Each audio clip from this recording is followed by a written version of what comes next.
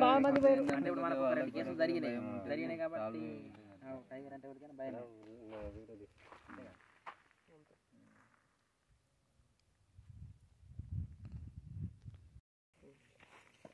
ఆసిఫాబాద్ కొమరంభీం జిల్లా దయగా మండలంలోని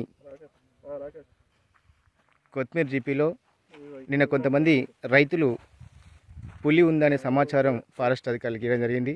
అది వాస్తవమా అవాస్తవం అని చెప్పేసి హడావిడిగా నిన్న రాత్రి కొంతమంది అధికారులు కూడా సంఘటన స్థలానికి చేరుకున్నారు. అది రాత్రిపూట కావడంతో పాపం అధికారులు ఆ యొక్క పాదముద్రలను గుర్తించిన కష్టమని చెప్పేసి వాళ్ళు తిరిగి మళ్ళీ ఉదయాన్నే ఇక్కడికి సంఘటన స్థలానికి రావడం జరిగింది. ఈ అధికారులతోటి ఐఎన్టీవీ ఫేస్ టు ఫేస్. సార్ నమస్తే సార్. నిన్న మీకు ఎవరు సమాచారం ఇచ్చారు, మీకు ఈ విషయం ఎలా తెలిసింది? అయితే సార్ నాకు ఇక్కడ నుంచి సార్ దుబ్బగూడ జిల్లా శ్రీకాంత్ అని చెప్పేసి ఒక ఆయన ఫోన్ చేసిండు సార్. నైటే చేస్తే సరే అని చెప్పేసి అప్పటికే టైం నాకు సార్ 10:30 అయింది. 10:30కి ఫోన్ చేసిండు. చేసిన తర్వాత సరే పొద్దునతామని చెప్పేసి పొద్దున ఇప్పుడు వచ్చినాం సార్. సరే ఇక్కడ చూస్తే మాత్రం ఇక్కడ ఏంటంటే వాస్తవంగా ఏంటంటే మొత్తం టైగర్ అంటే టైగర్ పని చేయలేదు. టైగర్ ఇది మన పగ్మార్క్ ఏది కనిపించలేదు. ఇక్కడ దాని కింద ఏం కనిపించలేదు.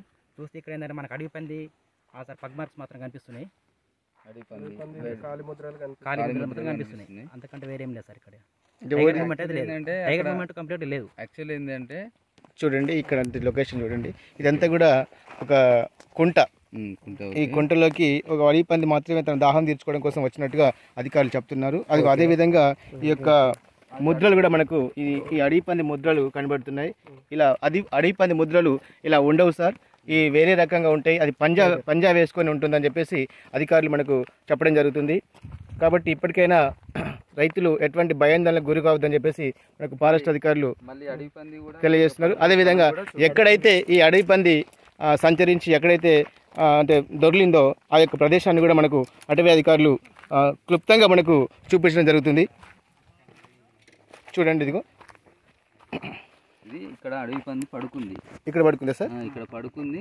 దానికి సంబంధించింది దాని కాలముద్రలు, అవి కాలముద్రలు. అయితే అతను ఇట్లా ఎడ్ల బండి పైన ఇట్లా వెళ్తుంటే కొంచెం మన 5-6 ప్రాంతంలో అక్కడ నుండి అతనికి చాలా డిమ్ అంటే వాతావరణం అనేది ఈవినింగ్ టైం కాబట్టి దీన్ని అడవి పందిని చూసి పులి అని అనుకుని భ్రమపడిండు కావచ్చు. దాని ప్రకారం చూస్తే ఇది అడవి పంది. ఐడెంటిఫై చేసింది మాత్రం అడవి పంది అని ఐడెంటిఫై చేస్తున్నాం. టైగర్ మూమెంట్ అయితే ఏం లేదు సార్. మొత్తానికైతే టైగర్ మూమెంట్ ఏం లేదని చెప్పేసి అధికారులు ధీమంగా తెలియజేస్తున్నారు.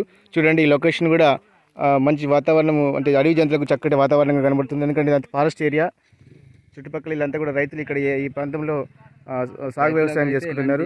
దీన్ని బట్టి మనకు సార్లు ఏం చెప్తున్నారంటే రైతులు ఎటువంటి భయాందోళనకు గురి కావద్దని, ఎల్లవేళలా మీకు అందుబాటులో ఉంటామని చెప్పేసి అధికారులు మనకు ధీమా వ్యక్తం చేస్తున్నారు.